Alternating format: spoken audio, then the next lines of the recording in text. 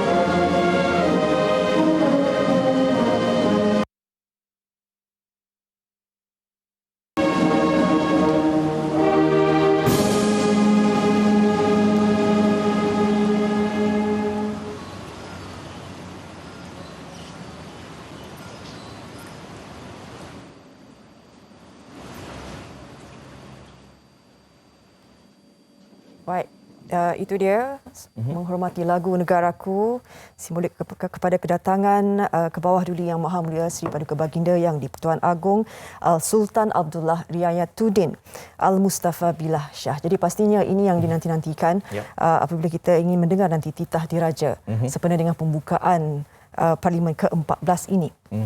Ya, bercakap tentang titah diraja, masihkah anda ingat tatkala waktu yang di-Pertuan Agong Sultan Muhammad Kelima, antara titah baginda adalah sila duduk dan jangan lari.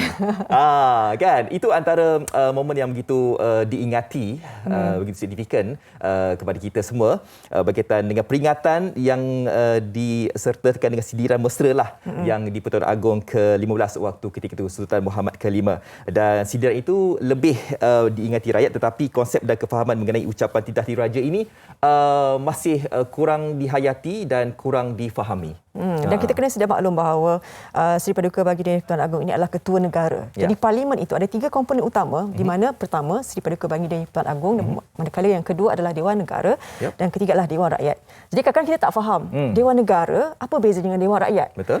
Jadi Dewan Negara ini adalah terdiri daripada 70 ahlinya yang digelar sebagai senator dan dipilih bukan melalui pilihan rakyat, tetapi dipilih oleh Dewan Undangan Negeri dan juga Seri Paduka Baginda Yang di-Pertuan Agong.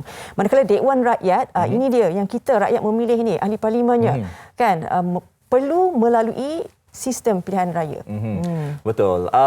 Itu antara kekeliruan lah di antara kita ni sebagai rakyat biasa yang mungkin tidak memahami konsep perlembagaan di Malaysia Parlimen ini. Itu kan? Parlimen itu, Dewan Negara dan juga Dewan Rakyat. Kalau diikutkan, Dewan Rakyat lebih berkuasa lah. Di mana Dewan Rakyat, seperti mana yang Faria katakan tadi, ahli parlimen ditentukan oleh kita sendiri sebagai rakyat. Dan di parlimen itulah nanti ahli parlimen ini, ahli Dewan Rakyat ini akan menggubal segala dasar, dibentangkan secara dasarnya. Jadi ianya akan disokong dan juga mungkin dibangkang menerusi parlimen tersebut. Dan ini antara satu momen yang dinanti-nantikan oleh ramai lah, sebab kita sebagai rakyat kadang-kadang waktu tempoh parlimen tidak bersidang, kita dengarlah mungkin kegusaran rakyat apabila parlimen tidak bersidang, pelbagai rungutan daripada rakyat, macam ada perkara-perkara yang dibangkitkan tapi tidak ada jawapan yang bernas, tidak ada satu dasar yang perlu untuk kita, kan.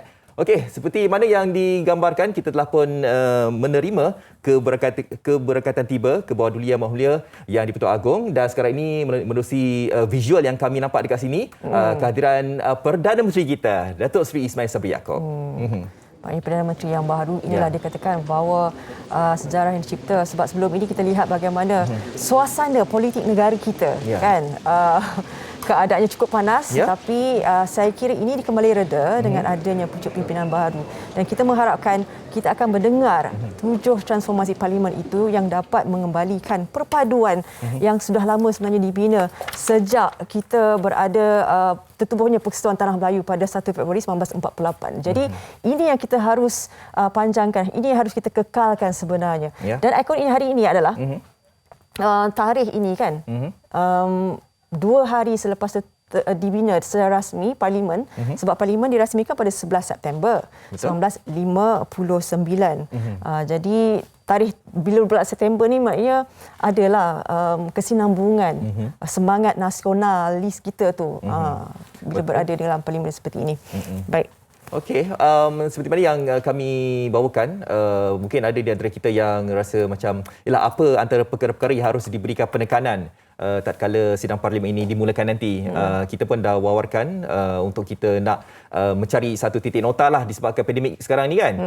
Jadi akan ada mungkin dasar-dasar yang akan telah pun dibuat nanti berkaitan dengan untuk menumpukan kepada isu pemulihan negara. Kan, dan antara yang lain mungkin kita ingin mengetahui siapakah yang bakal untuk menjadi timbalan yang dipertua Dewan Rakyat. Ada 2 nama kan Faria yang mungkin menjadi calonnya. Betul, 2 nama telah diberi. Jadi pastinya ini nanti mereka akan memilihlah mengundi bagaimana siapa sebenarnya akan menggantikan tempat timbalan yang dipertua. Seperti mana kita tahu bahawa Datuk Seri Azalina Osman telah pun meletakkan jawatannya. Jadi ini yang akan diketengahkan dan juga nanti selama 17 hari nanti akan berlangsung. Pastinya kita macam-macam lah. Pastinya akan memberi tumpuan bagaimana untuk membantu rakyat itu sendiri dalam menghadapi pandemik COVID-19 ini yang masih lagi belum tahu titik noktahnya. Baik. Dan kita akan mendengar juga pastinya titah diraja. Kita nak tahu juga bagaimana apa yang harus kita sama-sama sebagai rakyat mendukung cita-cita negara kita. Betul. Dan kita sebagai rakyat juga sebenarnya pemain utama juga. Kan, sebab Parlimen tugasnya adalah untuk menjadi sebuah badan penggubal undang-undang tertinggi. Yang saya kata 3 komponen tu, tetapi sebenarnya rakyat juga nanti akan membawa kan, sebab Dewan Rakyat nanti akan memberitahu apa yang perlu dilakukan dan sebagainya, sebab suara rakyat ini cukup besar dalam satu pembangunan negara. Apa saja yang dilakukan, apa saja rancangan undang-undang tu, kadang-kadang rakyat tak suka pun Betul. akan berbalik kembali kepada Parlimen. Sekarang ni suara rakyat harus didengari dengan lebih spesifik lagi lah kan.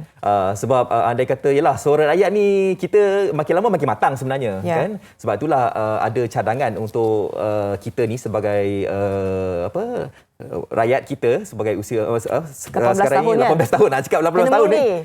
Kalau sebelum ni 21 tahun kan. Jadi 18 tahun tu mungkin dah cukup matang lah sebenarnya untuk kita nak memikirkan tentang isu-isu kenegaraan ini. Baik, Fadli, kita berehat seketika, nanti kita bawakan lagi perkembangan apakah yang akan dibawakan dari Parlimen nanti. Baik. Okey, jadi anda jangan ke mana-mana, okey?